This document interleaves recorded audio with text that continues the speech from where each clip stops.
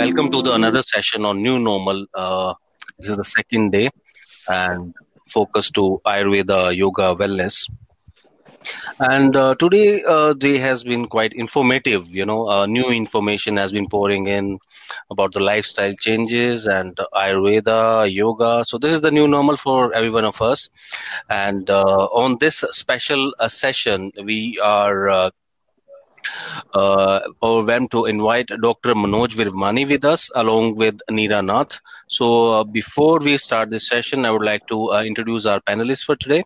So, Dr. Manoj Virmani is a renowned Ayurvedic practitioner having more than 25 years of experience treating and curing patients of their chronic as well as acute diseases, and based out in Karnal, CEO of Ayurved Guru, Executive Director of Vaidya Ayurved Guru Private Limited, and he has been awarded various accolades for his contribution to the medical field.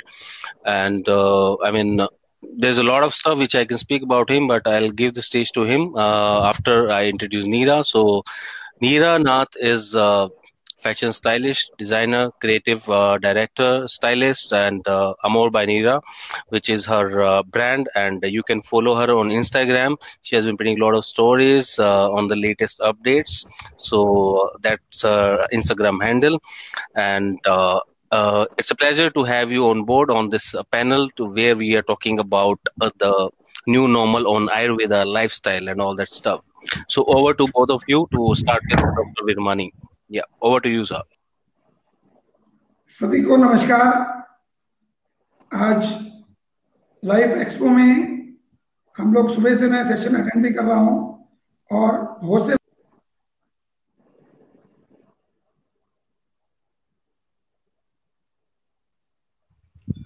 Let's wait for Dr. Virmani to join back.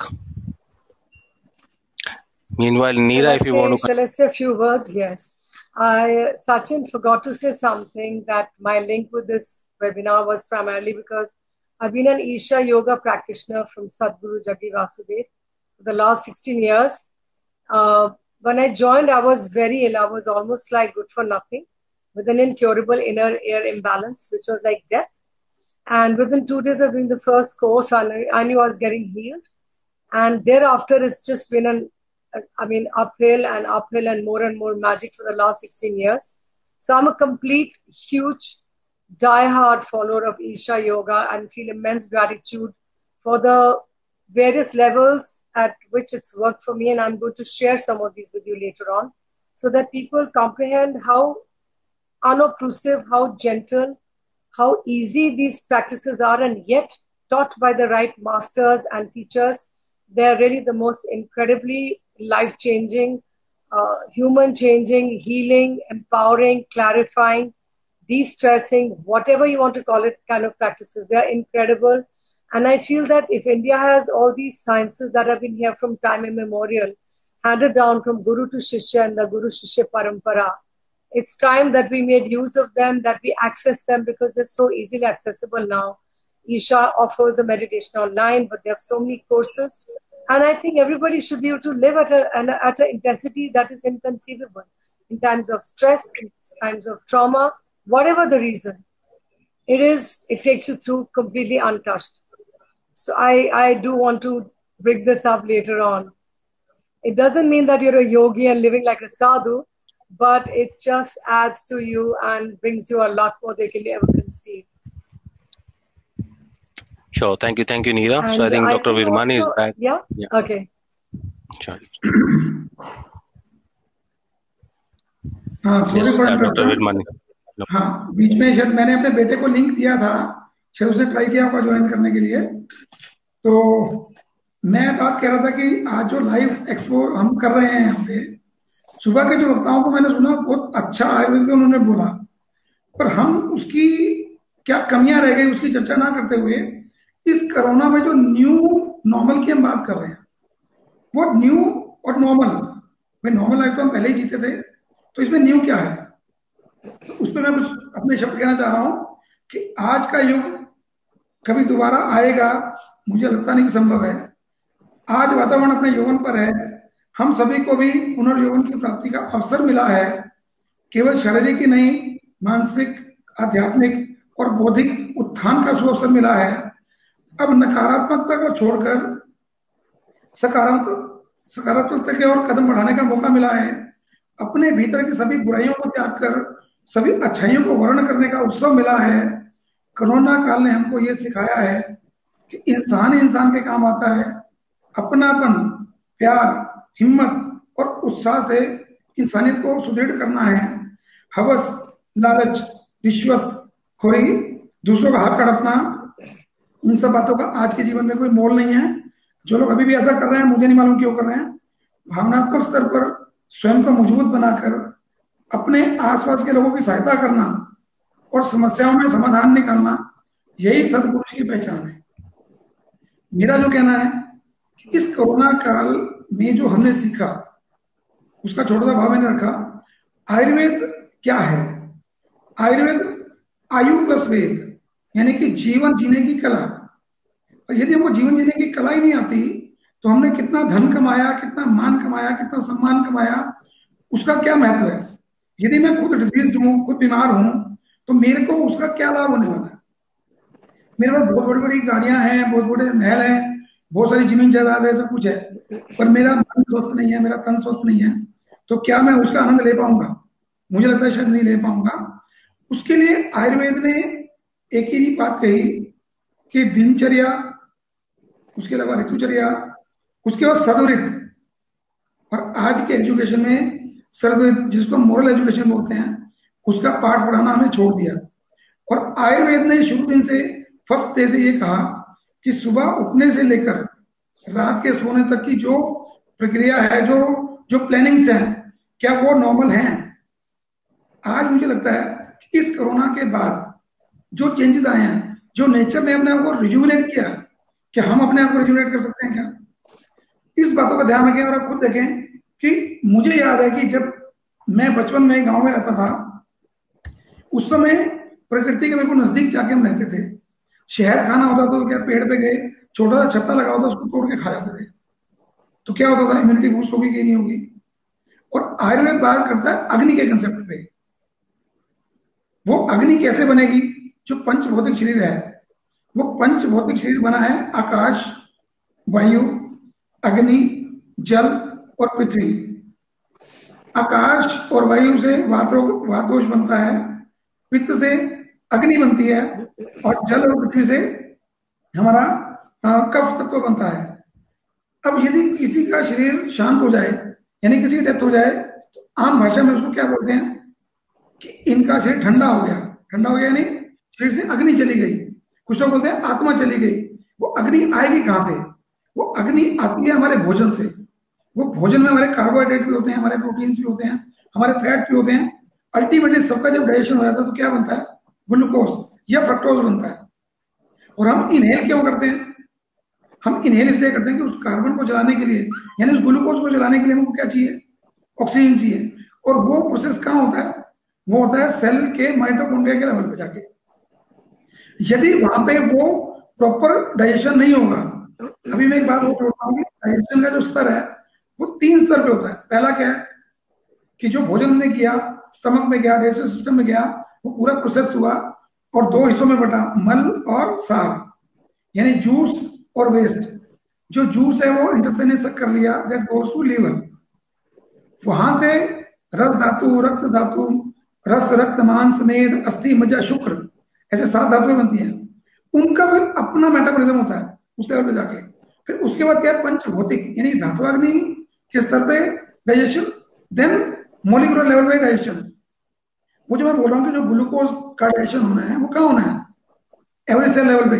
और आज हो क्या रहा है? हम जो खाना खाते हैं, खाना खाया, बैठे बैठे टीवी देख रहे हैं, लैपटॉप पे काम कर रहे हैं, सब कर रहे हैं, पर उसको डाइजेस्ट करने की तैयारी नहीं कर रहे हैं। तब क्या होता है? अग्नि मंद बढ़ती है, वेट बढ़ता है, डिजीजेज होनी शुरू होती हैं। अभी सुबह डॉक्टर वशिष्ठ बोल रहे थे कि ऑटोइम्यून डिजीज होनी शुरू होगी। क्यों? जब इम्यूनिटी कहां बननी है जाके? वो पंचभौतिक स्तर पे जाके बननी है, सेल पे जाके बननी है। जब तक ग्लूकोज का डाइजेशन नहीं होगा, खाने का डाइजेशन नहीं होगा, तब तक वो इम्यूनिटी बना ही नहीं सकती।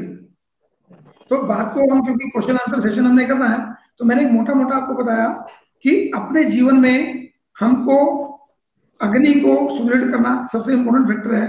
यदि हमारी अग्नि सुदृढ़ नहीं हुई अभी आप मनोजा जी, आप, नीरा जी, आप और मैं, हम कहाँ बैठे हैं?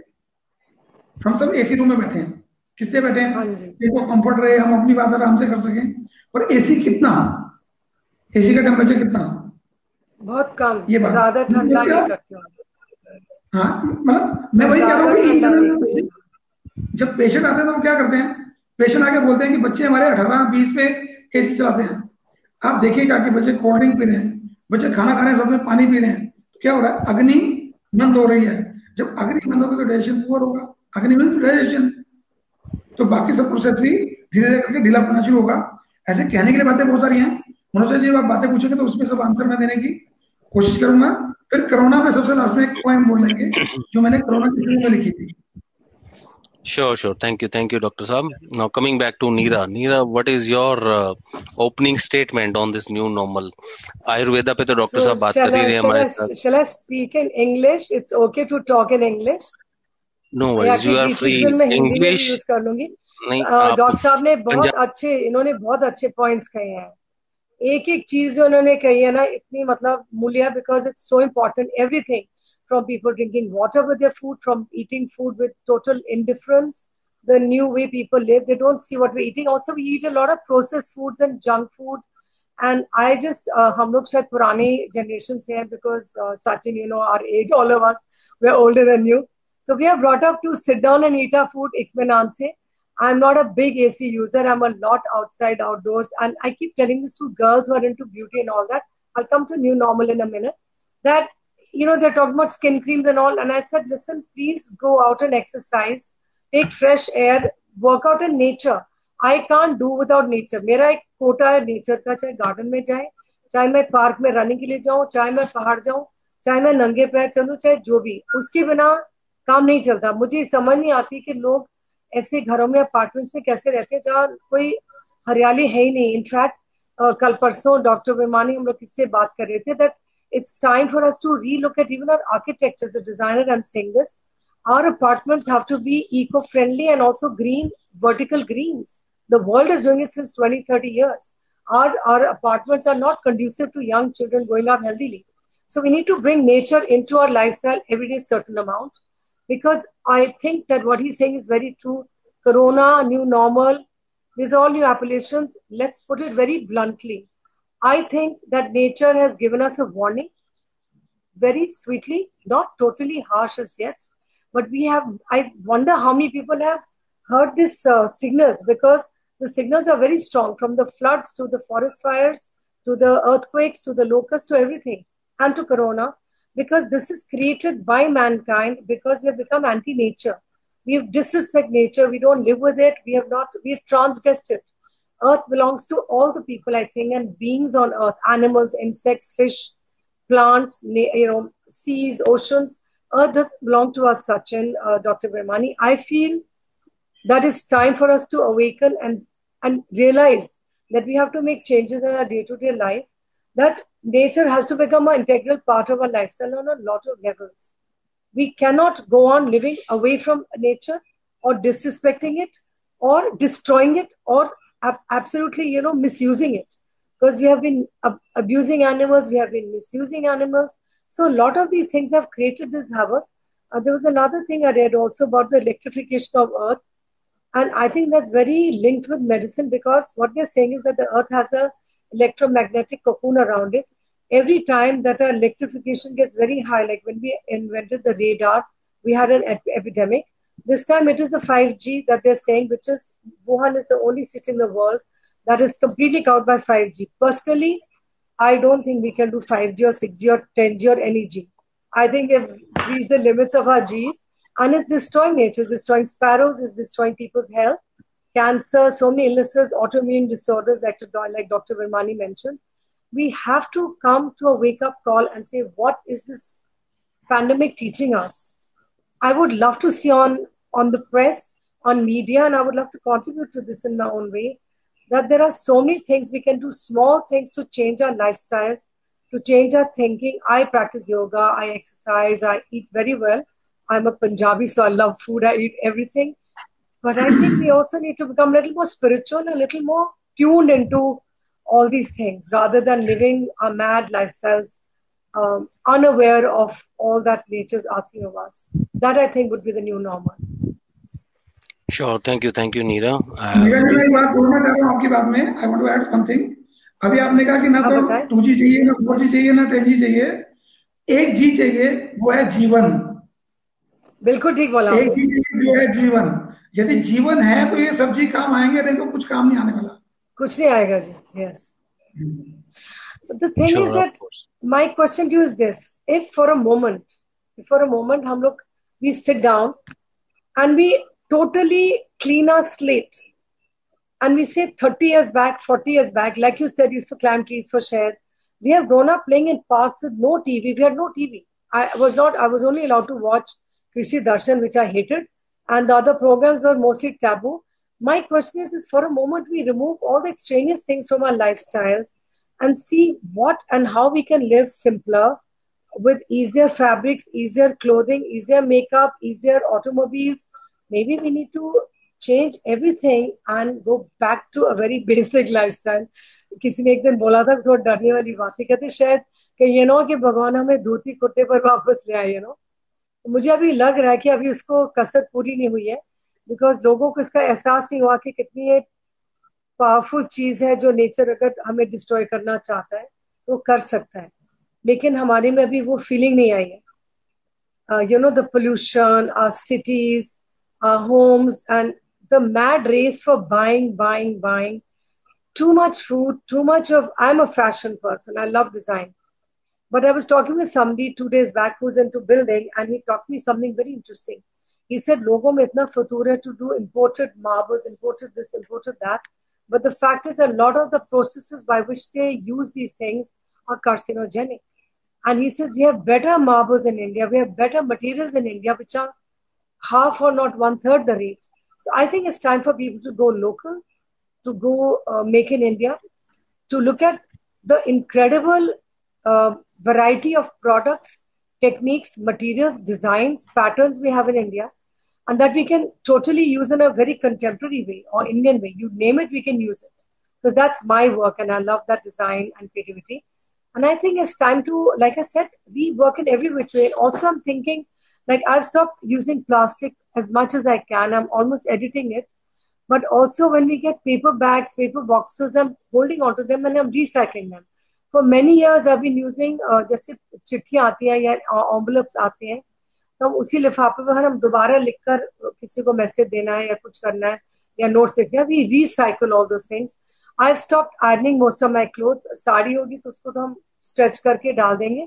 It doesn't matter unless it's a silk or something. Otherwise, I think it's too many complications we have created on our demands and our requirements and our greed, if I may say so. And I think that is what nature is saying, that I don't want you to carry on the way you are. You can't destroy jungles. You can't make highways into jungles. You can't dig up jungles or Aravalis, like the Supreme Court or whoever's taken a great decision just in the last 2 days. We have become so careless and callous and so insensitive. And it's time for that to change, because if we don't learn it now, I don't know when we'll learn it. Sure. Thanks, Neera. But on the other hand, I would like to move to Dr. Virmani now. Sir, जो ये आयुर्वेदा की हम बात करते हैं, तो एक normal सा जो माइंडसेट है सबका, जैसे मैं सुबह डॉक्टर वशिष्ठ से भी यही बात कर रहा था कि थोड़ा सा बुखार हुआ तो सिर्फ पैरासीटामोल ही लेनी है, राइट, और चोट लग गई तो जाके केमिस्ट से पेन किलर उठा के लेके आनी है. तो ये जो फीलिंग है, this is not the same for Ayurveda, because Ayurveda जो बर्थ हुआ है that is from India as far as I know. मुझे ज्यादा नहीं पता इस बारे में. यू आर द बेस्ट जज for this. So I mean, ये गैप कहाँ रह गया है हमारा कि हम लोग इस लेवल तक नहीं पहुंच पाए, और यहाँ इसमें सिर्फ कोविड ही है जिस वजह से हमें काढ़ा और ये सब चीजें पता चल रही हैं. नहीं तो even when I used to travel overseas before Covid, तो वहां पे भी लोग turmeric shakes they have started. जो इंडिया में सिर्फ हम हल्दी यूज करते हैं, so they are using shakes because it has anti cancer properties and all that, और वो हमें इंडियंस को नहीं पता है, but they are started using it. So over to you for importance of your Ayurveda and all these jari booties. So look forward to your gyan. Sachin ji, पहले तो मैं एक बात कहना चाहूंगा कि हमारे इंडियंस को यदि ये पता नहीं होता कि आयुर्वेद क्या है, क्योंकि आयुर्वेद आज हमारी किचन में है। यदि आज हमारे डेथ रेट बहुत कम है इंडिया में, वो इसलिए कम है कि हम हल्दी, काली मिर्च, गरम मसाले ये सब यूज कर रहे हैं। आप आयुर्वेद को सिर्फ काढ़ा या जड़ी बूटी मत मानिए। सो डॉक्टर वशिष्ठ बोल रहे थे, मैं आपको एक हेल्थ की डेफिनेशन देना चाहता हूं। आप वहां से समझिए कि आयुर्वेद कहना क्या चाह रहा है और आयुर्वेद है क्या, फिर क्यों लैग कर गया, मैं उसका एक लॉजिक भी दूंगा आपको। हमारे यहाँ बोलते हैं कि सम दोषा सम अग्निश्च सम धातु मल क्रिया प्रसन्न आत्मा मन इंद्रिय स्वस्थिति विद्यते। अब इसको थोड़ा सा डिफाइन करता हूँ जो कि आम आदमी की समझ में आ रहा है। अभी मैंने पहले 5 तत्वों की बात की थी, आकाश, वायु, अग्नि, जल और पृथ्वी। इससे 3 दोष बनते हैं।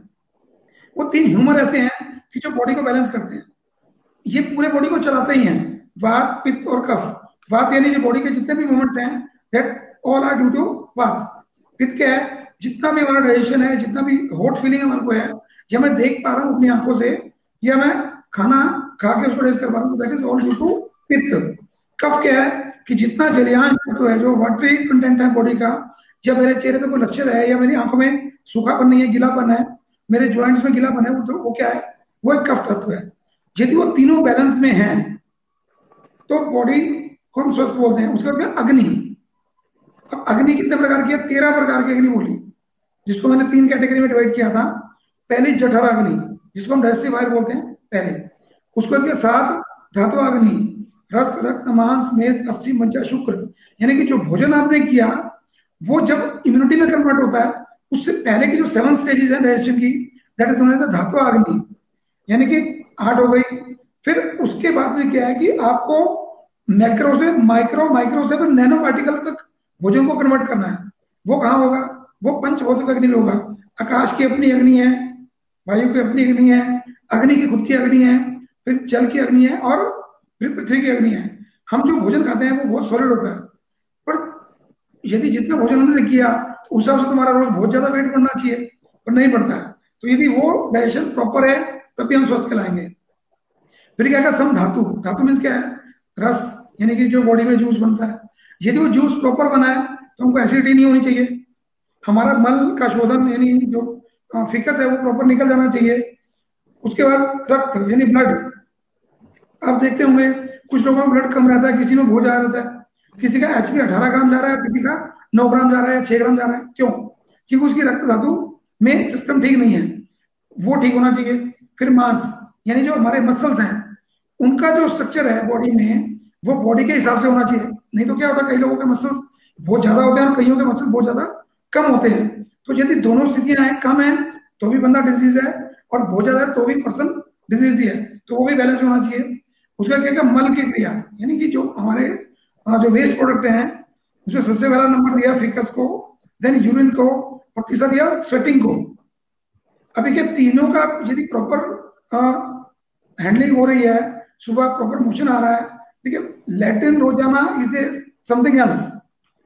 पेट खाली हुआ कि नहीं हुआ, स्टमक इवैक्यूएट हुआ कि नहीं हुआ, निकलते ही एकदम भूख लगी कि नहीं लगी, ये इंपॉर्टेंट है।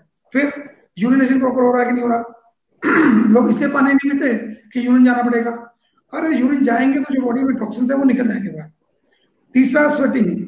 आप देखिए सबसे ज्यादा मल यदि कहीं से निकलता है तो वो स्किन से निकलता है, क्योंकि पूरे बॉडी में स्किन है, सिर से लेकर पैर तक स्किन है, स्किन है। तो सबसे ज्यादा जो प्यूरिफिकेशन होता है बॉडी का वो होता है स्किन के थ्रू। स्किन ब्रीथ भी करती है, स्किन टॉक्सिन बाहर भी निकालती है।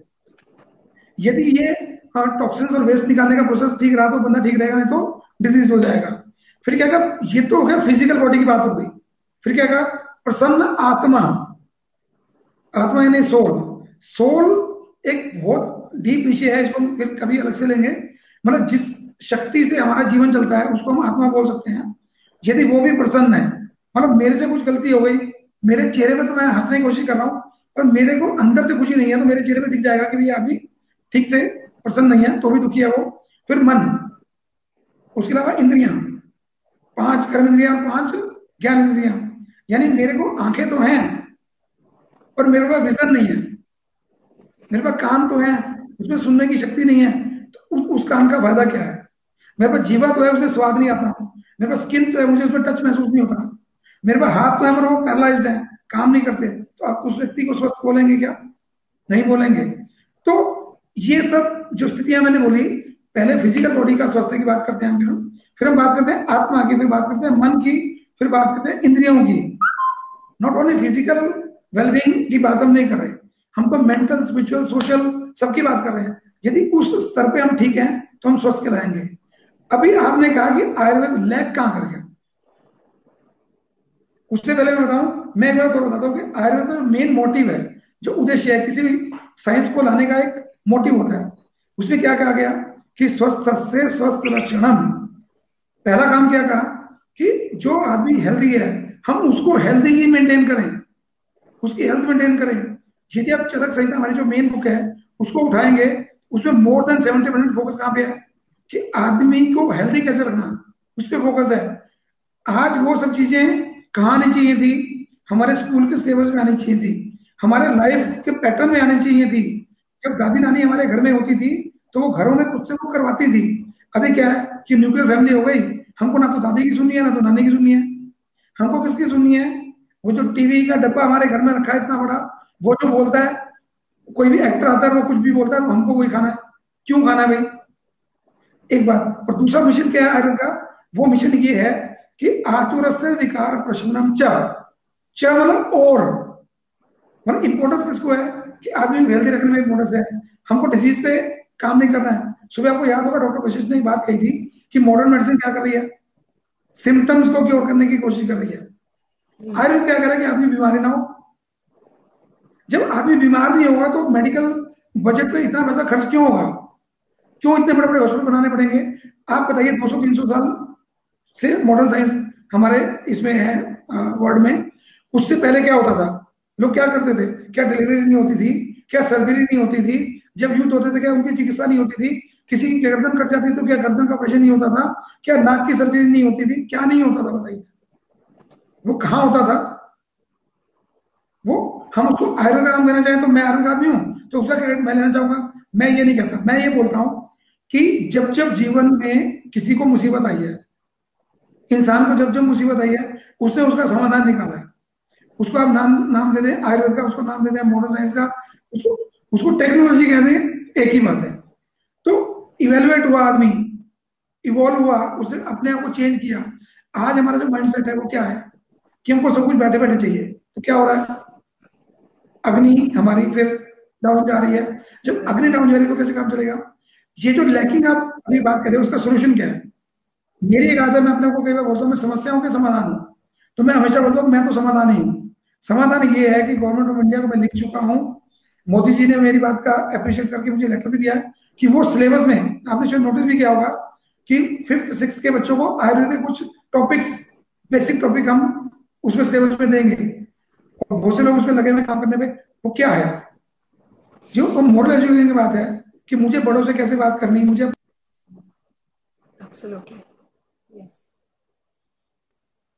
मैं मानता हूं कि मैं तो रोज ही नया जीवन ले रहा हूं और मैं रोज ही नया कुछ कर रहा हूं। तो मेरे को लगता है कि जो बचपन में हमने देखा था वो आज वापस कोरोना के बाद लेने की जरूरत है।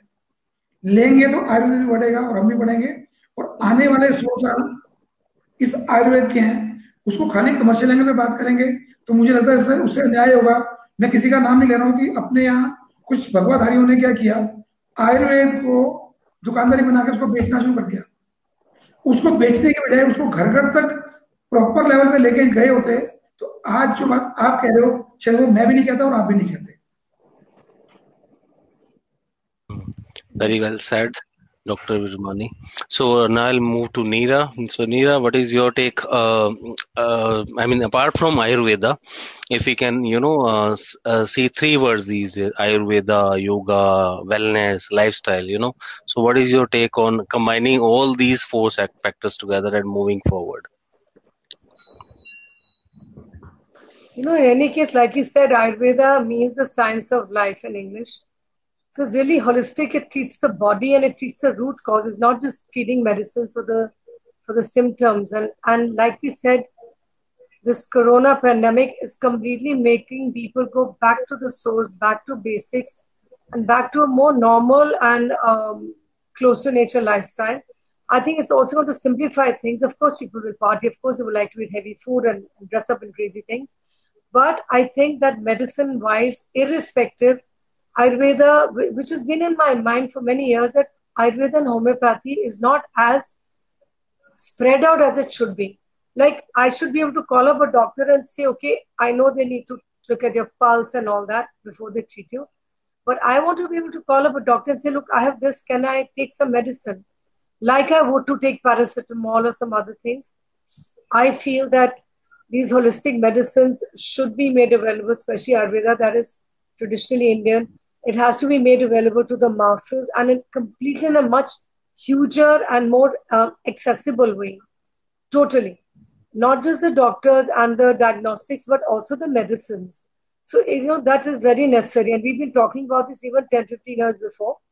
The other thing is, when I say wellness and health and all that, as a woman, I want to make a few comments. I just feel that sometimes I meet young girls that are 30 years old, 35 years old.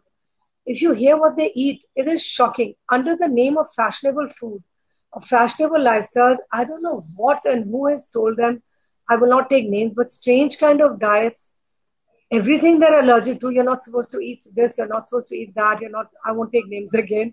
They edit out everything and they don't understand that actually the body needs in moderation a lot of food of different kinds.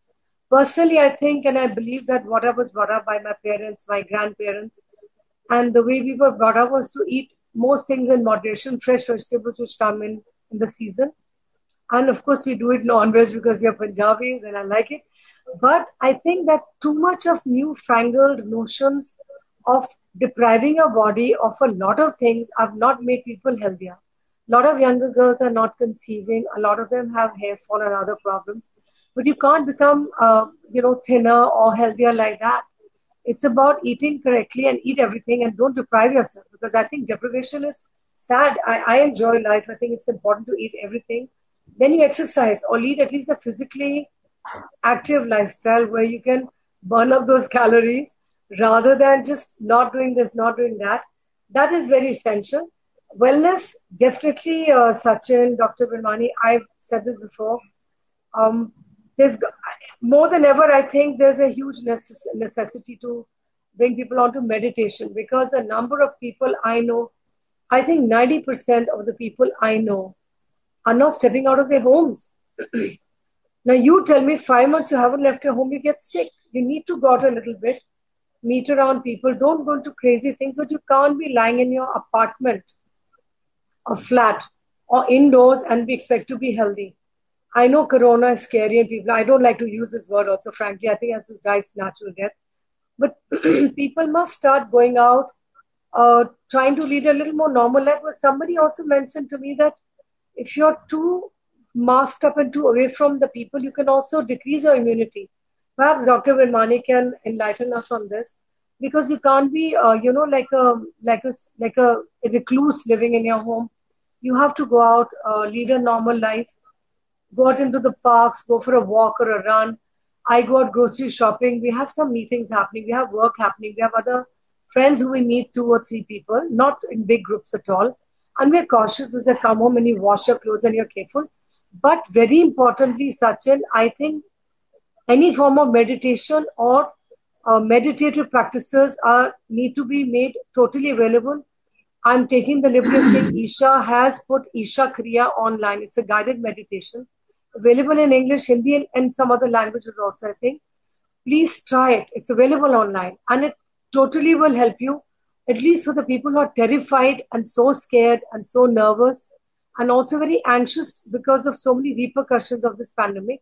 And that is itself is making people ill. So I think somewhere we need to make them aware that you can access these practices online.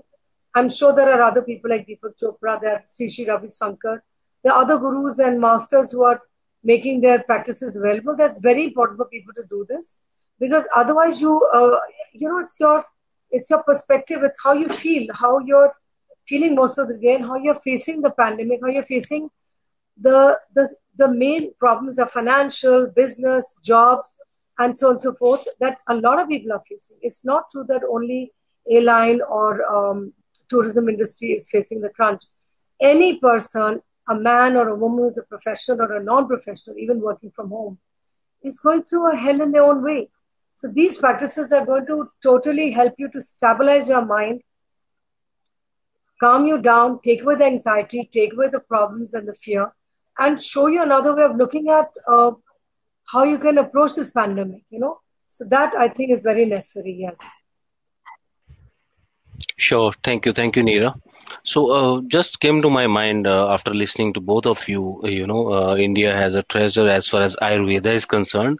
Lot of techniques, lots of medicines, lots of cures which are available. And basically, I hail from this travel, tourism, and exhibition industry.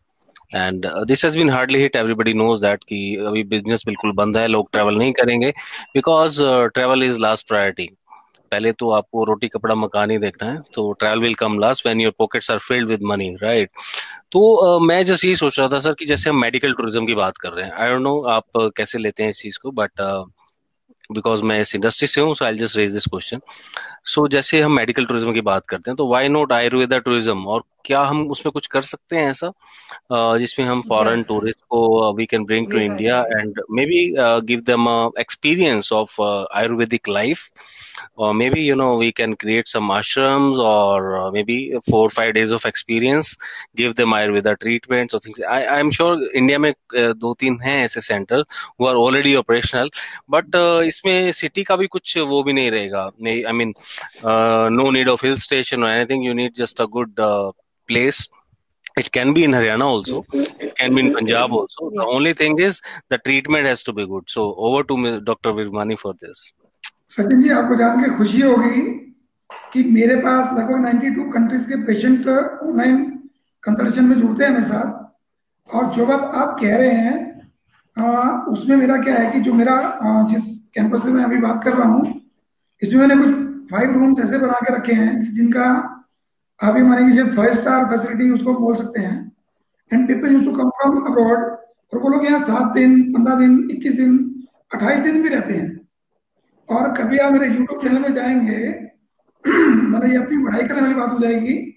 You just go to YouTube channel, just is Vaidya Ayurveda Guru, और you can put my name doctor Manoj Virmani. आप जाके वहां लोगों के comment सुनेंगे तो आपको लगेगा कि जो बात आप कहना चाह रहे हैं वो ऑलरेडी मैं तो कर रहा हूँ. मेरे जैसे और भी बहुत से लोग हैं जिनका छोटा सेंटर है, बड़ा सेंटर है. केरला में जाएंगे तो वहाँ बहुत बड़े बड़े सेंटर हैं, और हिमाचल में कुछ लोगों ने खोले हैं, कुछ लोगों ने ऋषिकेश में खोले हैं. But they are doing. अभी कमी कहाँ पे है?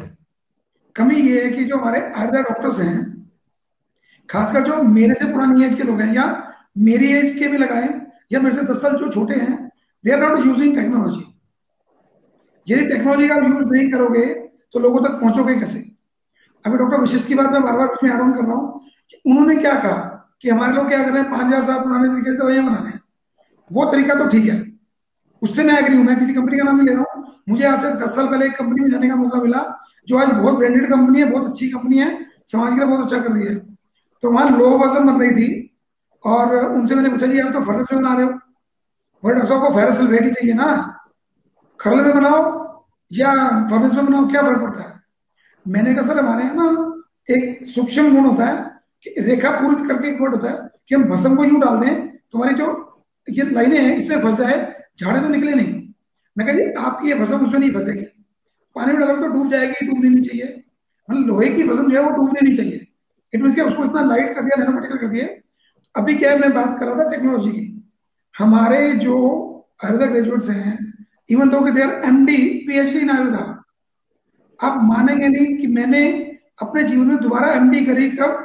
अभी 2019 दिसंबर में मैंने फाइनल ईयर एग्जाम दिए और टॉप किया अपने सब्जेक्ट में पंचकर्मा में. एक एमडी की थी मैं कॉलेज में पढ़ता था. क्यों की दोबारा? मैं आपको वो बताना चाहता हूँ कि आज आयुर्वेद का स्तर बहुत ज्यादा हाई हो चुका है, पर हमारा जो समाज है वो तब हमारे पास आता है जब उसको सब तरह से रास्ते बंद होते हैं. मैंने अपने एक पैकेज बना के रखा हुआ है, जस्ट इन 5000 हम एक आदमी को फ्राइडे इवनिंग आप आ जाइए और मंडे मॉर्निंग आप जाइए, आप रिज्यूनेट होकर जाइए एक 2 नाइट्स में, 3 नाइट्स में. और यदि कपल आएगा तो वी जस्ट चार्ज 7000. क्यों? क्योंकि आर को प्रमोट करना तो ऐसे प्रमोट करना पड़ेगा. और मैं सचिन जी आपको कहता हूँ टूरिज्म इंडस्ट्री में है, तो मेरा आपसे रिक्वेस्ट है कि जो भी आपको, मैं अपनी बात नहीं कर रहा, मैं अभी बीच में ही हूँ उसके, जो भी आयुर्वेदिक डॉक्टर आपको अच्छे लगते हैं, उन सबको, जितने भी होटल्स हैं, जितने भी रिजॉर्ट्स हैं, उनसे बात करके इनको एड ऑन कराइए। और वो जब एड ऑन होगा, और वहां दिक्कत क्या आती है कि दे डू दैट कमर्शियल। वो कमर्शियल होने से क्या होता है कि जो आयुर्वेद का बेसिक मर्म है ना, आप मर्म समझते हैं कि एक आदमी बोल मुझे उसके पीछे वो कहना कुछ और चाह रहा है। वो मर्म है ना, जो जो आयुर्वेद का मर्म है, वो ये है कि हमको ट्रीटमेंट सिर्फ फिजिकल बॉडी का नहीं करना है, हमको मन और आत्मा तक का ट्रीटमेंट करना है। यदि वो छूट मुझे मिलेगी तो मैं एड ऑन हो जाऊंगा। अभी एक बात और जोड़ता हूँ कि मेरे पास अभी एक हफ्ता पहले हमारे यहाँ करनाल में एक अर्पणा हॉस्पिटल ट्रस्ट है। वो yes. लोग बहुत अच्छा गांव के लिए काम कर रहे हैं। उनकी तरफ से मुझे ऑफर मिला कि डॉक्टर साहब हमारे यहाँ सब मॉडर्न फैसिलिटी तो बहुत सारी हैं, और हम चाहते हैं कि आयुर्वेद आप ऐड कर दो। मैंने कहा क्यों चाहिए आपको, आपका हॉस्पिटल 30 साल से काम कर रहा है, अभी क्यों चाहिए? तो उन्होंने कहा डॉक्टर साहब आज युग आयुर्वेद का है, हमें लाइफ स्टाइल डिजीज में आयुर्वेद चाहिए। तो ये मेरे लिए एक अचीवमेंट है कि नहीं है कि somebody comes and ask me to join। तो ये सचिन जी, आप इस बात को, तो मैं इस प्लेटफॉर्म को इतना मतलब मैं अपने लिए अचीवमेंट मानता हूँ कि जितने लोग भी सुन रहे हैं, तो मेरा मानना ये है कि आयुर्वेद को आप कमर्शियल एंगल पे रखिए। पैसा सबको चाहिए, मुझे भी चाहिए, आपको भी चाहिए, पर उसका जो मर्म है उसको मत मरने दीजिए। जिस दिन वो मर्म मर गया, जिस दिन वो आत्मा मर गई, तो आयुर्वेद तो वैसे ही मर जाएगा। और ये पहले क्यों मरा? क्योंकि मान लो मेरे दादा के पास कोई फार्मूला था किसी भी डिजीज का, मैंने पाइल्स का था, सोरियासिस का था, कुछ था, उन्होंने कहा मैं अपने बच्चे को दूंगा। बच्चा बोला मुझे तो ये काम ही नहीं करना भाई, कौन पुड़िया कोटेगा। तो दादाजी फार्मूला लेके सुरक्षित आ गए। दिया भी तो अधूरा दिया। तो ये आयुर्वेद ऐसा नहीं है। आयुर्वेद की 5.5 साल की ऑफिशियल स्टडी है, ग्रेजुएशन की। लोग ग्रेजुएशन 3 साल में करते हैं, हम लोग 5.5 साल में करते हैं, 6 भी हो जाता है कभी कभी। और फिर 3 साल की एमडी करते हैं, कॉन्टिन्यूस उसमें रिसर्च करते हैं। Then we do PhD in Ayurveda. आप देखिए मेरी जिंदगी के कितने साल चले गए उसमें, 12-13 साल उसमें स्टडी में चले गए। और वो स्टडी करने के बाद यदि मैंने मॉडर्न प्रैक्टिस शुरू कर दी, एलोपैथी प्रैक्टिस शुरू कर दी, तो फिर मेरे पीएचडी करने का फायदा क्या? तो चाहिए क्या? जो मैं कर रहा हूँ, अपने स्तर पे काम कर रहा हूँ, मैं अपने डॉक्टर्स को बुला बुला के, अब भी मेरे पास 2 लड़कियां जो बीएमएस कर रही हैं, उनको मैं यहाँ फ्री में ट्रेनिंग दे रहा हूँ। तो जब मैं सक्सेस हो सकता हूँ, आप क्यों नहीं हो सकते? इसमें कुछ और एड ऑन करना तो आप पूछ सकते हैं। Sure. Thank you, sir. So, going back to Neera, what is your take on Ayurveda tourism? Can we start a new chapter, or I maybe was additional listening to, pages in yes, the? yeah, tell me. I think I would say it's a new chapter because, as Dr. Virmani has already said, he's already doing something like this.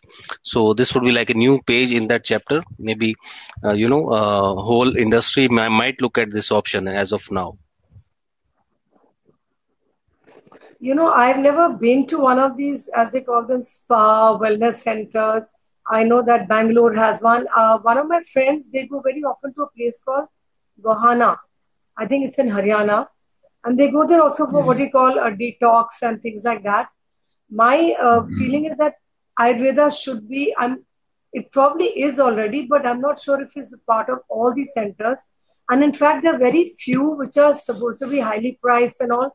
But again, like I'm saying, why can't we make this as like we have tourism and hotels and resorts? These should be available everywhere that people at any level can go and spend time and get detox or cured or healed. Or like Dr. Virmani said, after even 2 days, come out feeling a new person. Absolutely, because I mean, I'm saying that even I need it, we all need it. We get tired, we get overstressed, we get pushed, we get also just with our lifestyle running around. You want to take a break, you want to get a good Ayurvedic massage, you might want to be given some natural drinks which are detoxins based on what you need. This could be fantastic. In fact, I was thinking that, like, for example, when we take highways into Punjab or highways into Rajasthan, why can't they tie up and do chains with hotels or resorts where you sell some of these products and make this like maybe 2 rooms out of 10 should be convertible into a kind of a spa or wellness room. So Ayurveda and massage and whatever. I mean, there's that what is that called? That oil, that they drip on your forehead. That's one kind of massage Ayurveda Shirodhara. does. But the point is, Shirodhara. that's right, Shirodhara. Huh? But irrespective, I think it should, like I said, for the medicines and the doctors and diagnostics, I should be able to call up a doctor and say, Doctor, I'm getting a tummy ache or something, and just take Ayurvedic. Just the way we are popping those pills, which I don't pop pills personally. I really avoid medicines like a plague. I don't like to take medicines at all. And so I like to keep it natural. But sometimes one does need a few things. I think that Ayurveda has to become on highways, in cities, pan India, just as yoga has become popular and Prime Minister Modi has been making the yoga day and making it popular. This has to be a part of our everyday lifestyle. Pit stops on highways should have, every hotel should have like the same tag or a kind of a logo, which should be common to all over India. A logo which says maybe Ayurveda spa and wellness. That means that anybody stops there, like you stop at a gas station and you see you can get food or you can get toilet or you can get water. It should be as common as that. That's what I feel. I want to say something. अभी आपने कहा Ayurveda spa. मैंने अभी एक बात कही थी कि आयुर्वेद की जो आत्मा है ना, जो मर्म है, वो जब हम स्पा बोलते हैं, स्पा तो क्या है, इट इज जस्ट, आप उसको कुछ भी वर्ड दे दीजिए. जो लाइफस्टाइल की हम बात कर रहे हैं, Ayurveda is way of life, है ना. उसमें क्या है कि जो दिनचर्या की हम बात कर रहे हैं, उसका जो पार्ट है, मैं उसको थोड़ा सा आपको कहना चाहूंगा, सबके लिए अच्छा है वो. दिनचर्या क्या है कि ब्रह्म मुहूर्त में उठना. उठेंगे तो क्या होगा, एक्सेस ऑफ ऑक्सीजन में मिलेगी सुबह सुबह. जब ऑक्सीजन मिलेगी तो बॉडी का मेटाबॉलिज्म अपने आप ही काम करेगा. फिर क्या करना है, आचमन. उस आचमन को आज के लोगों ने क्या कंसेप्ट बना लिया कि सुबह उठ के एक जग पानी पीना है, 1 गिलास पानी पीना है, 10 गिलास पानी पीना है. वो गलत है. आचमन में क्या है कि कुल्ला करनी है और 2-4 घूंट पानी पीना है. फिर क्या, दंत धावन, यानी इसको जिसको ब्रशिंग बोल सकते हैं. फिर जीवा रिलेटेड मतलब टंग को क्लीन करना है. देन पंचकर्मा के कुछ पार्ट है जो डेली लाइफ में होने चाहिए, जिसको आप आयुर्वेदा शिरोधारा की बात कर रहे हैं. उसमें एक वर्ड है नस्या. नस्या का मतलब क्या है कि आपको डेली सुबह ब्रशिंग करने के बाद 2 बूंद नाक में देसी घी या जो भी मेडिकेटेड ऑयल डॉक्टर आपको एडवाइस करते हैं वो, या अणु तेल, इस तरह की चीजें आपको 2 बूंद नाक में सुबह डालनी ही है. उससे क्या होगा, विजन क्लियर रहेगा, बाल सफेद नहीं होंगे, चेहरे पर झुर्रियां जल्दी नहीं आएंगी, सब होगा. अगला पॉइंट क्या है, अंजन. अंजन क्या है, आंख में डालने के लिए. आजकल को अंजन मिलता ही नहीं है ओरिजिनल वाला. तो हम क्या कर सकते हैं कि आंख में हम देसी घी की 1-1 बूंद डाल सकते हैं, ताकि हमारा विजन, हमारा आईज में ड्राइनेस ना आए. क्योंकि लैपटॉप और टीवी तो हम बहुत ज्यादा यूज करते ही हैं. अभ्यंग, जिसको आप मसाज कह रही है, abhyanga. Abhyanga means full body massage. Massage में हार्ड मसाज नहीं है, सॉफ्ट मसाज. यदि कोई दूसरा आदमी करेगा तो अराउंड 48 मिनट्स की जो अभ्यंगा है, that is important for every person. उससे क्या होगा कि जो स्किन की 7 लेयर्स हैं, within 7 days you will feel rejuvenated if you are doing nasya, anjan and abhyanga स्वेदना.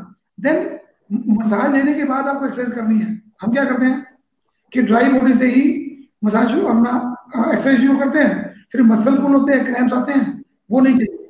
पहले आपको अभ्यंग चाहिए, ऑयल मसाज चाहिए, then you can go for exercise.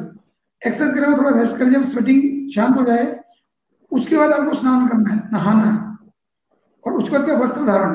अभी वस्त्र धारण अपने आप में बहुत बड़ा कंसेप्ट है. इस पे मैं बहुत कुछ कहना चाह रहा था जब आपने बात कही थी कि लगता है कि शायद धोती कुर्ते पे वापस आना पड़ेगा. अब मैं इसको 1 मिनट में बात को कहना चाहूंगा कि हम लोग रहते हैं कहाँ, हॉट क्लाइमेट में. आप दिल्ली का क्लाइमेट ले लीजिए, हरियाणा का ले लीजिए, इवन तो कि आप साउथ का भी ले लीजिए, तो हमारे यहाँ लगभग 9 महीने गर्मी का मौसम होता है. बट वट वी आर, हम पहन क्या रहे हैं, वो कपड़े पहने जो यूरोप में पहने जाते हैं, जो कपड़े अमेरिका में पहने जाते हैं, जहाँ टेम्परेचर बहुत डाउन है, जहाँ टेम्परेचर मतलब उनका जो गर्मियों का temperature that is 28 degree, that is highest temperature. और हमारे यहाँ क्या, हमारे यहाँ नहीं है, होता है. बट हम क्या कर रहे हैं, जीन्स पहन रहे हैं, टाइट जीन्स पहन रहे हैं, टाइट कपड़े पहन रहे हैं. इसमें मैं एक बात जोड़ता हूँ जो मुझे सचिन जी बहुत मतलब गुस्सा भी आता है और लाचारी भी महसूस होती है. एक बच्ची जो अभी स्कूल से निकल के कॉलेज पहुंची, बच्ची का मन करता है कि मैं फैशनेबल कपड़े पहनूं, अच्छे अच्छे कपड़े पहनूं, पर क्यों नहीं पहन पा रही है कि उसकी ब्रेस्ट के बीच में जैसे मेल्स के बाल होते हैं, इतने बाल उस बच्ची के थे. और जब वो मुझे मिली आज से 12 साल पहले, तो मैंने बच्चे से पूछा, मैं कहा बच्चा क्या पहनते हो. पहना उसने वही होता, जीन्स और टॉप पहनी हुई थी. मैं कहा कब से पहनती हो. बोले सर बचपन से ही पहनती हूँ. हमारे यहाँ धोती कुर्ता, साड़ी, सलवार, घाघरा, चोली, ये सब क्यों पहना जाता था, क्योंकि बॉडी को ब्रीथ करना है. ब्रीथ करेगा तो हम बैलेंस रहेंगे. यदि बैलेंस नहीं रहेंगे तो क्या होगा, पीरियड डिस्टर्ब होंगे. पीरियड डिस्टर्ब होंगे तो हिर्सुटिज्म तो होगा ही होगा. आदमियों की दाढ़ी उड़ रही है और लड़कियों के चेहरे पे दाढ़ी आ रही है. तो मैंने अपने पास लाइफ में बहुत से ऐसे पेशेंट का ट्रीटमेंट किया जिनकी दाढ़ी आ रही है, शादी नहीं हो रही है लड़की की, तो आप बताओ क्या करोगे। तो ये हम जो बात कह रहे हैं कि आयुर्वेद का मर्म क्या है कि हर व्यक्ति के लिए मर्म अलग हो जाता है कि अभी मेरी स्थिति, मेरी प्रकृति जो है, वात और पित्त प्रकृति आ रही है, तो मेरी डाइट अलग होगी, नीरज जी की प्रकृति जो भी है उसकी डाइट अलग होगी, मानो सचिन जी की प्रकृति कफ की है तो उनकी डाइट अलग होगी। तो हम सभी इकट्ठे बैठ के एक जैसा खाना कैसे खा सकते हैं? ये आयुर्वेद का मर्म है। उसके हम बात ही नहीं कर रहे हैं। हम क्या कर रहे हैं कि हमको दवा चाहिए, दवा तो बाद में चाहिए, पहले कॉज ऑफ डिजीज चाहिए ना। अभी आपने बात जब शुरू की थी कि जब हमको बुखार होता है तो हम तुरंत पैरासिटामोल, पेन होता है पेन किलर ढूंढते हैं। मैं सिंपल एग्जांपल देके आपको ट्रीटमेंट भी बताता हूँ कि आप आगे से वही करोगे। मानिए आपने चावल राजमा खाया, रात में खा लिया, या कढ़ी चावल खा लिया, रात को खाना बहुत लेट खाया आपने, सुबह आप उठे तो आपके नेक में पेन है, बैक में पेन है, सिर में पेन है, कुछ पैरासिटामोल होनी चाहिए, कुछ पेन किलर होनी चाहिए। घर में किचन में अजवाइन होगी नमक पानी में, लगभग आधा चम्मच अजवाइन लीजिए, उसको 1 गिलास पानी में डालिए, जस्ट बॉयल करिए, पी जाइए, आधे घंटे में आपके बॉडी पेन ठीक हो जाएंगे। आपको फीवर है, फाइंड आउट द कॉज कि रात को एसी बहुत चिल था, या मैं कहीं गर्म सब में हुआ, या मैं बरसात में भीगा था, तो क्या करना है? काली मिर्च, ठीक है, तुलसी के पत्ते 2, अदरक 3, ये डाल के उसको बॉईल करिए और उसमें दूध डाल दीजिए साथ में, और आपको शहद डालनी है, शहद डालिए, पर शहद को उबलते दूध में नहीं डालना है, उतार लेंगे उसको पी लीजिए, और अपना कोई ब्लैंकेट या मोटी चादर डाल के सो जाइए, और आपको पसीना आएगा, और आप 1 घंटे बाद ये कहेंगे कि जितना असर ने किया था उतना असर इस चीज ने भी किया। क्यों नहीं हम गिलो के घनवटी, क्यों नहीं हम सुदर्शन घनवटी अपने घर में ला के रखते, किट बना के क्यों नहीं रखते? हम लोग अपने आयुर्वेद गुरु में क्या करते हैं कि फैमिली हेल्थ किट बना के रखते हैं हम लोग। भाई उसमें क्या है, अयोपत्ती का चूर्ण है, कि पेट में गैस बन रही है, एसिडिटी बन रही है, तो 1 चम्मच अयोपत्ती के चूर्ण को गर्म गर्म पानी से खा लीजिए, एसिडिटी ठीक। पेट में गैस बन रही है, देसी घी के साथ 1 चम्मच हिंग मस्टर्ड चूर्ण मिलाइए, खाना खाने से पहले उसको रोटी के साथ ही खा लीजिए, ऊपर से बाकी खाना खा लीजिए। आपको बुखार हो रहा है तो सुदर्शन घनवटी, गिलोय घनवटी, ये आप ले सकते हैं। आपको बॉडी में पेन से तो वातारी गूगल, महायुगा गूगल, ये सब दूध से ले सकते हैं। तो ऐसा नहीं है कि आयुर्वेद में इंस्टेंट इलाज नहीं है, पर आयुर्वेद में आप इंस्टेंट आएंगे तभी इलाज होगा। आपको मैं छोटा सा एग्जाम्पल और देता हूँ, वायरल फीवर। अभी आप कोरोना को बुझाइए, वायरल फीवर, आप किसी भी मॉडर्न मेडिसिन के डॉक्टर के पास जाएंगे, वो बोलेंगे भाई 5 दिन दवाई खानी पड़ेगी आपको। आई चैलेंज, हम 3 दिन में ठीक है भाई, वायरस ने अटैक क्यों किया मेरे पे? क्वेश्चन तो ये है, because my immunity is weak. और वो वीक क्यों है? कि मेरी अग्नि खत्म है, मेरा डाइजेशन पुअर है। यदि मेरा डाइजेशन ठीक है तो हम जो मेडिसिन देते हैं, महासुदर्शन चूर्ण, आप वर्ड देखिए, महासुदर्शन चूर्ण, भगवान कृष्ण के हाथ में था ना सुदर्शन चक्र। वो क्या करते थे? सब प्रकार के भय का, राक्षसों का, राक्षस कौन है? जिसके सिर पर सिंह है वो राक्षस है। मुझे लगता है अनाटमी के लिए ऐसा कोई आदमी पैदा ही नहीं होता है। वो ये तो हमको समझाने के लिए वो बनाए गए थे वर्ड्स, और हमने क्या मान लिया कि वो ऐसा ही होगा। ऐसा नहीं है। वो सुदर्शन चक्र का मतलब क्या है कि जितने भी भय, रोग, ये संताप जितने भी हैं, इनको हटाने के लिए वो एक, मतलब उसका एक सिंबल दिया।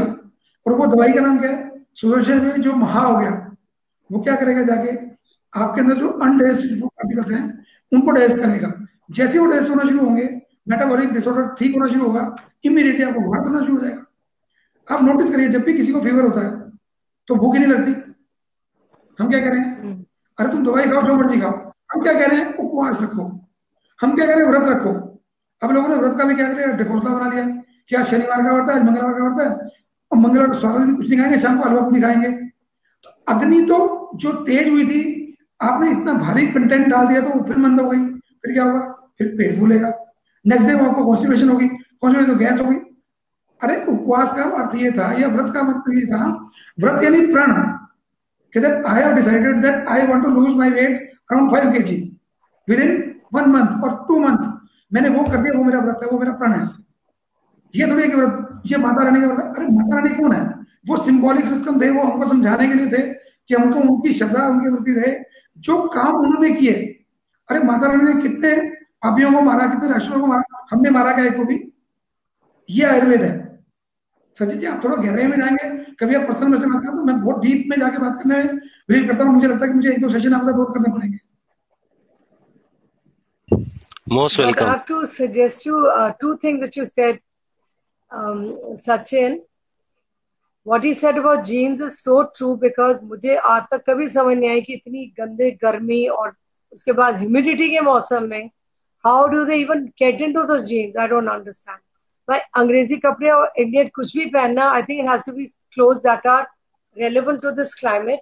And I just do not understand jeans or even tight trousers. It has to be organic, easy to breathe clothes. That goes without saying. The other thing which I wanted to tell Dr. Virmani, which I really feel it's a part of what we were saying earlier, why can we not make Ayurveda fashionable? That is the whole crux of it. Make it accessible, fashionable, available all over, because like I said, if somebody gets a fever, they should be able to call up and say, what do I take for it? Even indigestion, you know. So I think he's very right in what he's saying. We have to make this big, make it fashionable. Did I offer you that you come to my hospital? I request you to come to my hospital. I'm traveling to Punjab. I'm traveling to Punjab next week, so I don't know if we get time to stop in Karnal. Maybe I can try. I'll take your number from Sachin, and I'd love to meet you and, you know, maybe spend. Okay, I will also share my number with you. You just come and see my hospital. It is very small campus, but it is very well built. And जैसे मैं emotionally बोल रहा हूँ, I do treatment emotionally. Basically, I am not a commercial person. I do things emotionally. तो मेरा मानना है कि if you saying that we can make Ayurveda fashionable, then we can make. No problem. Absolutely, because you know my work is designed, Dr. Virmani. इसको आप बिल्कुल इतना बड़ा बनाए और accessible बनाए और available बनाए. अभी नहीं है. अगर हम 90% केमिस्ट को फोन करते हैं दवाइयों के लिए, चाहे विटामिन है चाहे जो भी है. I only take vitamins which are what do you call allopathic. Others I don't take medicines, but it has to become available. People don't know. I'm saying if you can put out in the market, let's say 5,000 doctors in every city, and they should be certified by some sort of Ayurveda council, so that there are not the quack should not be part of it. Genuine doctors, and make it available to the people. Then I'm sure people will convert, because there are huge amount of cases. See, I don't take medicine. Most of people who have been to wrong medication, they even go to my homeopath. I'm still going to homeopathy. I was going through same digestive problem, and I know the reason also what's happening, but I'm not a doctor. I can't treat it. So I want to have access with my homeopath. I can call him, and I know that it works. That is what I'm saying, Dr. Virmani. It has to be available. I'm sure some part of Ayurveda for small, not very serious things should be available, maybe on phone. Maybe you can get small kits, which gives you a kit of basic things available. You should be able to buy it at all the highway shops which are selling pan and, you know, what do you call that, supari and aam papad. Why can't this be made available? Because that is, thousands of people stop on these shops every day. We have to look at India at every level, you know, rural, semi-rural, middle class, upper middle class, and the niche segment, you know. So that is what I feel, that this natural way of healing should be made so that people are not also intimidated by it, that they know that they can get cured by it immediately, you know. Very true. Very true. So, yes, quite a lot of information coming in today, and on this subject, which is our day is dedicated to Ayurveda, yoga, and lifestyle. So, considering the time slot, because we have another session and 30 minutes now, which is on emotional well-being. Take one? I'll take one. Yes. Please, Sachin, I'll take one quick minute, because even I'll need to leave very soon. I just want to say one thing, that when I fell ill in 2003, I was so ill that people did not understand. I was like a dead body. I had no idea about yoga, but I saw Sadhguru's face on the net, and I somehow, after 6-8 months, when I was a little better, I went to attend his first course. People cannot understand in the wildest dreams what all it can heal and how many levels it can affect you. Go to the right people. Please try it. I think there should be no disease if we manage to make India the way it was the India of our ancestors, and all the knowledge and the techniques and the sciences that are available to us from time immemorial. Like I said, we should have zero crime in India. We should have very little illness. We should have very little, anxiety and mental problems. We have become like a crazy country trying to follow the crazy things of every country, but we've forgotten our own ethos. I think it has to come back. Really, I really want people to know this, that it is almost magical and miraculous. Everything we can do a separate session one day on this, on what all yoga does. At least what Isha has done for me, it is fantastic. And the same is valid, I think, for traditional medicine, And I suppose also traditional ways. So maybe it's time to make India fashionable to start with, Sure. Thanks, Anita. It's I'll time leave to it to you, make Sachin, India Thank you fashionable so for much. Ayurveda. Yeah. So I think अभी मैं Dr.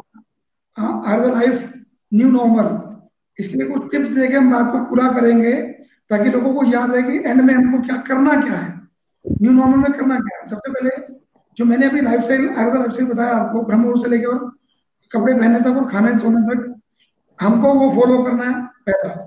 दूसरा, जो हमारी as के लोग हैं जो बहुत ज्यादा फैशन में और या यूं कहें कि बिल्कुल अपने ट्रेडिशनल कल्चर को छोड़ चुके थे, हमको वापस उस कल्चर में आना है, क्योंकि हम लोगों को मालूम है, हमारी जनरेशन को बताएंगे तो ही वो जा पाएगी आगे, नहीं तो वो नीरज जी की बात तो बिल्कुल सबमिट करता हूँ कि हमें वो ट्रेडिशनल चीजों को वापस आना पड़ेगा, चाहे वो नए फैशन में आए, वो करना ही है। इसने कोरोना काल ने हमको क्या कहा कि हमें वेरी नियर टू नेचर लेके गई और बहुत नजदीक लेके गई अपने परिवार के मेंबर्स के प्रति। नहीं तो रूटीन में क्या होता था कि हम सुबह से शाम तक काम धाम में उलझे रहते थे, तो उसको मेंटेन करके रखे। जैसे वर्क फ्रॉम होम का एक कल्चर चला, उसमें फायदा क्या हुआ कि हम परिवार में ही हैं, बच्चों के साथ हैं, अपने माँ बाप के साथ हैं, दादा दादी के साथ हैं। एक तो ये मिला। शायद कुछ लोगों को नुकसान लगता होगा कि अरे वहां का काम भी करो, घर का भी, ये भी करो, तो वो शायद 5% ही होगा। जो खुशी मिलती है वो वैसी खुशी दोबारा मिलने वाली नहीं है, तो हमें उसको मेंटेन करना चाहिए। एक चीज और सिखाई इसने हमें कि बहुत कम में भी जिया जा सकता है। बहुत बड़ी हवस पैदा करके और बहुत सारी चीजें इकट्ठी कर लेंगे। मुझे लगता है जब हम छोटे थे तो हमारे से 2 जोड़े होते थे, एक पहन के आते थे स्कूल, तो आके दूसरा धुलता था तो फिर दूसरा पहन के आते थे, तो अलमारियां नहीं होती थी हमारे पास उस समय। मैं नहीं कह रहा कि कम कपड़े कर लो, मतलब मिनिमम ही हमारा गुजारा हो सकता है। और इस मौसम ने हमें क्या दिया, जो एयर पोल्यूशन था वो बहुत मिनिमाइज हो गया था और वो वापस आना शुरू हो गया। हमें सबको चाहिए कि हम कार कूलिंग करें, पब्लिक ट्रांसपोर्ट का यूज करें, मिनिमम अपने व्हीकल्स को बाहर निकालें, और वैसे भी आजकल बाहर निकलना तो रिस्की थोड़ा है ही है। और हम उन रोगों से बच सकते हैं जो रोग हमको किसी कारण से होते हैं, किसी और के डर से होते हैं, उनसे बच सकते हैं, और उन्मुक्त जीवन संभव है। समय का जो टाइम टेबल है, जिसको हम बोलते हैं समय का सम्यक निर्धारण, यानी प्रॉपर प्लानिंग ऑफ टाइम, वो हमें करनी चाहिए और उसको डिस्ट्रीब्यूट भी करना चाहिए। और खुद तो स्वस्थ रहें और हम स्वास्थ्य के प्रति जागरूक भी करें। जो लोग अभी भी डरते हैं कि मैं यूट्यूब पे जाऊं या फेसबुक पे जाऊं, वहां क्या लिख रहे हैं, अरे तूने आज पकौड़े बनाए कि समोसे बनाए, मुझे भेज देना। ये नहीं कि मैं किससे ठीक हुआ वो बात शेयर करिए ना लोगों के साथ। और दूसरा क्या कि special care for immunity boosting, मैंने बार बार एक ही बात पर फोकस किया कि अपना डाइजेशन ठीक रखिए। सुबह मोशन आपको ठीक आ रहा है, आपको भूख बहुत अच्छे से लग रही है, तो आप कभी कोई कोरोना, देखिए आज कोरोना है पूरे वर्ल्ड में, न्यूक्लियर वार होगा कि नहीं होगा मुझे नहीं मालूम, और बायोलॉजिकल वार तो हर रोज हो रहा है। किसी कंट्री से कोई ना कोई वायरस निकलता है और वो किसी न किसी दूसरी कंट्री में जाके करता है। तो यदि हमारा जैसे आज फाइनेंशियल डेफिसिट हो रहा है, क्यों हो रहा है, क्योंकि किसी ने किया और भुगत रहे हैं हम सब लोग। तो उससे बचना है तो अपनी इम्यूनिटी को बना कर रखें और पोल्यूशन को जितना मिनिमाइज कर सकते हैं उतना करें। गवर्नमेंट तो अपने एफर्ट जो कर रही है वो करती रहेगी। मैंने किसी डॉक्टर को सुना था, उन्होंने कहा था कि सरकार करेगी तो भी मरेगी और नहीं करेगी तो मरेगी, उसको तो बलि का बकरा बनना ही है। तो हम सरकार पे ज्यादा भरोसा ना करते हुए, सरकार तो अपना काम कर रही है और हमें अपना काम करें। इसी को मैंने एक कविता में लिखा था, लगभग 1 अप्रैल को लिखा था, क्योंकि कोरोना से पहले भी आज तो हमने एक कविता लिखी थी, मुझे कुछ करो ना का रोग लगा है। सचिन जी बिल्कुल फोकस करके बोल रहा हूँ, मुझे कुछ करो ना का रोग लगा है, कुछ करूं समाज हित ये सोच जगह है, मिटाऊं भारत माँ का शोभ ये भाव जगह, शोभ यानी जो उसके जो सब मामला गड़बड़ हो रहा है उसको ठीक करें, जगाऊं ममता और प्यार ये अपनत्व जगह है, राष्ट्र हित और स्वास्थ्य का नाम ही जपा है। यानी राष्ट्र हित पहले है फिर स्वास्थ्य, भाई यही जपा है मुझे, तो मेरी तो माला यही है और कुछ इसके अलावा माला नहीं है। फहराऊं आयुर्वेद की पताका ये जुनून सर पर चढ़ा है, गरीब मजदूर किसान और सैनिक भारत माँ के रखवाले हैं, इनकी सुरक्षा हेतु छोटा सा प्रयास किया है, इनको कोरोना से बचाना ये अभियान लिया है, कोरोना से मरे ना कोई एक छोटा गिलहरी सा प्रयास किया है। इसी नोट पे मैं अपनी बात को पूरा करता हूँ, और जो लोग व्यूअर्स हमें सुन रहे थे उनको भी बहुत धन्यवाद करना चाहूंगा कि मुझे आज ये प्लेटफॉर्म सचिन जी ने और लाइफ एक्सपो ने मुझे दिया. For that I want to thank and congratulate full team. बहुत बहुत धन्यवाद. Sure. Thank you so much. Thank you, Dr. Saab, and thank you, Neera Nath, for joining us And today. Sachin, yes. Sachin, thank you so much, yes, for giving this space Sure. and for this very stimulating, fantastic interactive with Dr. Virmani and you. And I look forward to connecting with you guys again sometime. I think we need to plan Thank a fam trip to Karnal now to meet Dr. Virmani. You must come. Sure. Yeah, I'm going next week. I'm very tempted to just go by and do a pit stop. Yeah. Sachin, you can also come here. Sure. Of course, I'll buzz you whenever you're coming, and look forward to meet you, doctors. Yeah. Okay. Share my number to Neeraj. Sure. I'll do that. Thank you so much. Thank you. Thank you for joining. Her number to me also. Sure. Thank you so much. Thank you. Take care. Bye-bye. Thank you. Bye-bye.